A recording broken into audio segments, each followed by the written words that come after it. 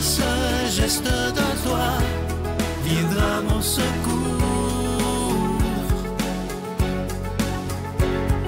Viens semer dans mon âme le grain de l'amour. Je traverse un désert et je meurs de soif. Montre-moi le mystère qui garde la foi.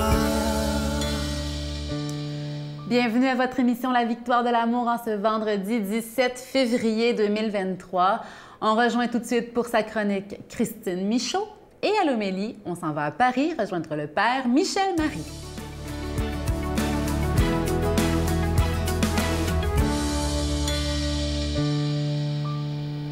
Bonjour tout le monde. J'ai une citation à vous offrir en cadeau cette semaine. J'adore ça, les citations. Moi, je les collectionne quand ça me parle. Puis des fois, il arrive un moment de notre vie où je trouve qu'il n'y a pas de hasard. Alors, il n'y en a peut-être pas de hasard avec celle-là aujourd'hui pour vous. Et ça va comme suit. C'est de Bernard Monteau, qui est un Français. Qui fait le plan? Dieu. Qui fait le programme? L'homme. Si le programme est dans le plan, c'est juste. Si le programme est hors du plan, c'est l'épreuve. Mais c'est encore le plan. Cette citation-là, moi, je pourrais me l'accrocher quelque part, l'afficher quelque part, tellement je trouve que c'est important de se rappeler qu'il y a un grand plan qui existe pour nous, qui, lui, est dirigé par Dieu, par quelque chose de plus grand que nous. Puis en même temps, bien, nous, on a beau, en tant qu'être humain, se faire plein de petits programmes. Hein? Des fois, on est bon là-dedans pour s'organiser toutes sortes de choses, s'imaginer des choses aussi, penser que ça va fonctionner exactement comme ça ou que c'est exactement ça que j'ai besoin qui me ferait du bien. Mais des fois, c'est pas tout à fait ce qui se passe. Et j'ai une amie qui a une superbe phrase qu'elle me répète souvent. Elle me dit « Christine, le bien ne nous manque jamais. » Ça aussi, c'est... À partir de la première fois que j'ai entendu ça, je me suis dit, c'est vrai, le bien ne nous manque jamais. Donc, combien de fois on hésite, on doute, on se dit, ah, est-ce que c'est le chemin que je devrais prendre? Est-ce que c'est le choix que je devrais faire? Peut-être que c'est pas la perfection, là, tu sais, puis que c'est pas tout à fait ça. Mais tant qu'on n'y va pas, qu'on plonge pas, qu'on se met pas en action, bien, on le sait pas. Puis si on pense à cette phrase-là et au fait à la citation et au fait que le bien ne nous manque jamais, bien, je me dis, à la limite, si on s'est écarté un peu du chemin, ça a été difficile, on a l'impression qu'on a vécu un échec, c'est juste une façon de parler, parce que ce n'était pas une expérience qu'on a vécue. Qu'est-ce que c'est venu nous apprendre quand on pense à nos fameux cadeaux mal emballés de la vie? C'est peut-être ça aussi. Donc, c'est quoi notre grand plan? Est-ce qu'on pourrait y faire confiance davantage? Je me souviens à un moment donné une entrevue avec Sylvain où on se disait tous les deux, hey, imagine un humain qui aurait pleinement confiance en lui, pleinement confiance en la vie. Comment se déroulerait sa vie? Je pense que ça pourrait être vraiment chouette, là. J'ai comme l'impression que ce serait en tout cas sûrement un peu moins difficile, puis qu'on serait plus en mesure d'être là pour les autres, de servir, de contribuer au monde dans lequel on vit. Puis quand on pense à ça, ça me rappelle une entrevue aussi que j'avais vue un jour avec Pierre Péladeau, qui était à la tête de l'Empire québécois à l'époque, qui était vivant évidemment, et il avait confié, on lui avait demandé « C'est quoi le secret de votre succès selon vous? » Il aurait répondu, bon, c'est peut-être pas les mots exacts, là, mais de ce que je me rappelle, il avait dit « Au risque de paraître un peu fou, là, moi, jamais le doute ne traverse mon esprit. » Donc lui, ça lui a permis de faire ce qu'il a fait en affaires.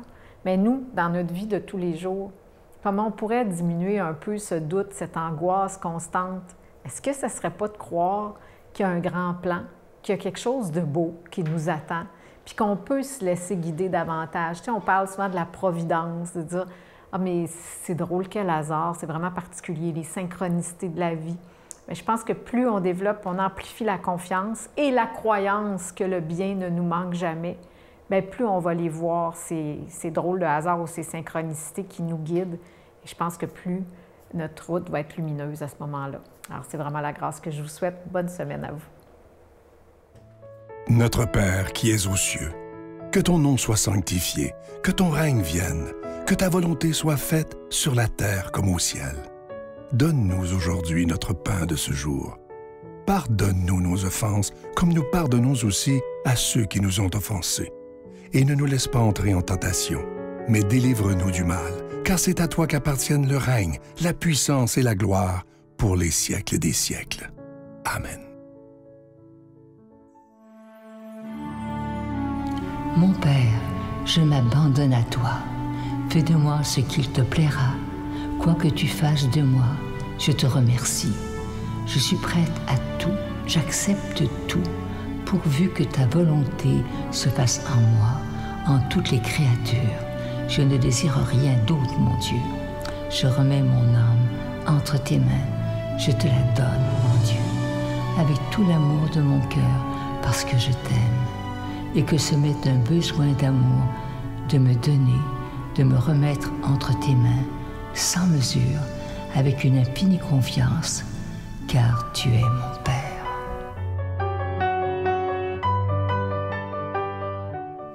Encore une fois, je suis tellement content de vous parler de ce magnifique cadeau du mois. Comme nous sommes au mois de février, c'est le mois de l'amour, de l'amitié, et on a choisi de vous présenter un cadeau absolument extraordinaire. Il s'agit du pendentif de la paix. Vous le voyez présentement à l'écran. C'est un cœur, vous le voyez. Hein? Le cœur, il est en pierre d'agate bleue. Ça vient avec la chaîne qui est en acier inoxydable, donc elle ne ternira pas. Et je vous rappelle que ce bijou, il est déjà béni. Et comme je vous le disais la semaine dernière, je pense en tout cas que depuis les 28 dernières années, c'est un des beaux cadeaux parce qu'il est, vous allez le voir quand vous allez le voir en vrai, il est absolument magnifique. Je vous rappelle qu'il est béni. Je vous donne l'adresse, la Victoire de l'amour, case postale 120, succursale Boucherville à Boucherville, J4B 5E6. Je vous la redonne, la Victoire de l'amour, case postale 120, succursale Boucherville à Boucherville, J4B 5E6. Également par téléphone, par carte de crédit du lundi au vendredi de 8h30 à 16h30 dans le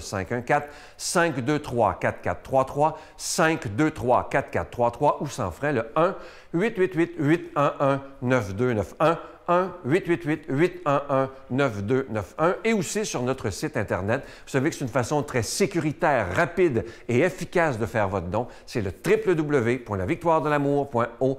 Alors, je vous rappelle ce magnifique cadeau du mois, une belle exclusivité de la Victoire de l'amour. Il s'agit du pendentif de la paix. Le cœur que vous voyez est en pierre d'agate bleue. C'est absolument magnifique. Et vous allez le voir quand vous allez le recevoir en vrai. C'est de toute beauté. Je vous rappelle que la chaîne est en acier inoxydable et que ce bijou, il est déjà béni. Merci de tout cœur de votre générosité.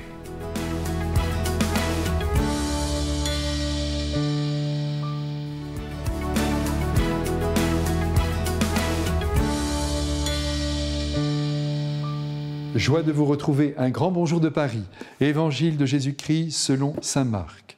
En ce temps-là, appelant la foule avec ses disciples, Jésus leur dit « Si quelqu'un veut marcher à ma suite, qu'il renonce à lui-même, qu'il prenne sa croix et qu'il me suive. Car celui qui veut sauver sa vie la perdra. Mais celui qui perdra sa vie à cause de moi et de l'Évangile la sauvera. Quel avantage en effet un homme a-t-il à gagner le monde entier si c'est au prix de sa vie? Que pourrait-il donner en échange de sa vie? Celui qui a honte de moi et de mes paroles dans cette génération adultère et pécheresse, le Fils de l'homme aura aussi honte de lui quand il viendra dans la gloire de son Père avec les saints anges. Et il leur disait, « Amen, je vous le dis, parmi ceux qui sont ici, certains ne connaîtront pas la mort avant d'avoir vu le règne de Dieu venu avec puissance. » Mes frères bien-aimés, mettons-nous bien d'accord sur un point. Jésus a l'intention aujourd'hui, alors qu'il est actuellement et pour toujours dans la gloire, de travailler à notre bonheur le plus terrestre et le plus éternel. Aussi, il nous indique le juste chemin à emprunter pour parvenir à une parfaite réalisation de nous-mêmes. Car ce qui compte ici-bas, c'est, pardonnez-moi ce verbe, d'utiliser toutes les ressources de notre humanité pour que celle-ci porte du fruit en nous et autour de nous. Aussi, quand tout le but de la vie se résume à vouloir une situation avantageuse au sein de la société, à augmenter son capital, en effet, Jésus a raison, on se perd. Oui, on se perd, on perd du temps avec de l'éphémère qui, en fin de vie, ne nous sera d'aucun secours. On a pris sa retraite, la profession n'a plus besoin de nous, on brillait socialement. Et boum, on est soudain poussé vers la sortie par les plus jeunes.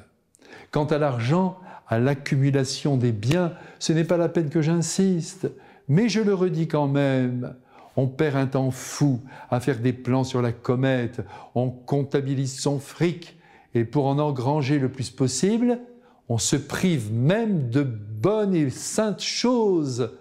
Et c'est ainsi qu'on peut y laisser la santé, comme ce garçon de 35 ans qui vivait à 100 à l'heure pour être bien vu dans son entreprise, prenant tous les soirs des cours de langue pour pouvoir s'en aller démarcher au bout du monde, travaillant jusqu'à 15 heures par jour, buvant café sur café, jusqu'au jour où sa compagne le trouva dans le lit, mort à côté d'elle. À quoi sert de gagner le monde entier si tu viens à perdre ton âme? Et c'est avec l'âme, je vous le rappelle, et non avec le cerveau, que l'on aime. À force de se consacrer à la matière, à l'argent, on laisse aussi en rade l'amitié, l'amour, les liens humains, qui sont pourtant une vraie richesse, la vraie richesse. On ne pense plus à faire plaisir, mais éventuellement à se faire plaisir, et c'est la solitude assurée. Et par-dessus le marché, on devient moche, on s'abîme, on se replie sur soi, on ne sert plus en priorité cette puissance de bonté qui constitue pourtant la noblesse de la personne humaine. Et en plus, on vit dans la peur de se voir un jour dépossédé par un coup du sort, dépossédé de tout ce que l'on a accumulé. Aussi, il est important que l'on se demande assez souvent, vous comme moi, après quoi l'on court? Quels sont les buts que nous poursuivons? Prendre sa croix, comme Jésus nous le demande aujourd'hui, c'est d'abord se redire que la vie terrestre, et il faut s'en convaincre, n'est qu'un sas entre le néant et l'autre monde, et qu'ici, même si c'est en pierre ou en or, on ne construit que du provisoire. Ceci bien en place en nous, Jésus nous explique positivement que gagner sa vie, c'est vivre selon les lois consignées désormais dans l'Évangile. Il ne s'agit évidemment pas de vivre comme des clochards sans un sou dans la poche, car Jésus, j'en suis sûr, veut que tout homme dispose d'un argent suffisant pour vivre dignement. Mais il faut être capable aussi de savoir inscrire dans notre vie les bonnes priorités et en tête l'amour des siens, des proches et des lointains, le partage des biens que l'on possède, en faisant aussi l'effort de ne mépriser personne par la pensée, sans oublier de mettre en marche notre volonté de rendre heureux les autres. Et c'est par là, uniquement par là, qu'en boomerang, le bonheur reviendra vers nous. Que le Christ, lui qui ne s'est incarné que pour nous rendre heureux, pénètre nos esprits et nos cœurs et nous convertisse enfin à l'amour. Amen. Je vous salue Marie, pleine de grâce. Le Seigneur est avec vous. Vous êtes bénie entre toutes les femmes, et Jésus, le fruit de vos entrailles, est béni. Sainte Marie, Mère de Dieu, priez pour nous pécheurs, maintenant et à l'heure de notre mort. Amen.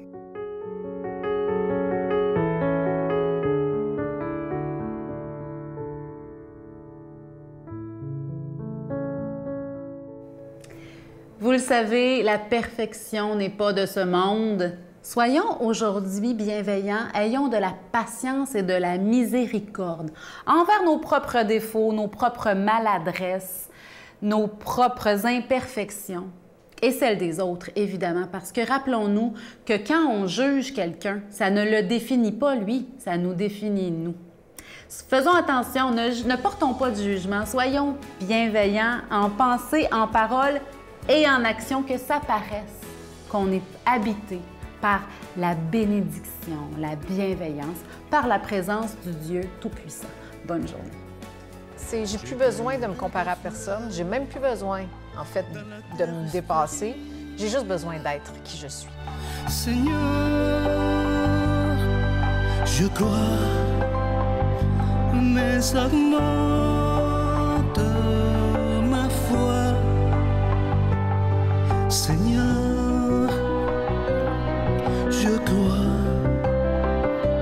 mais augmente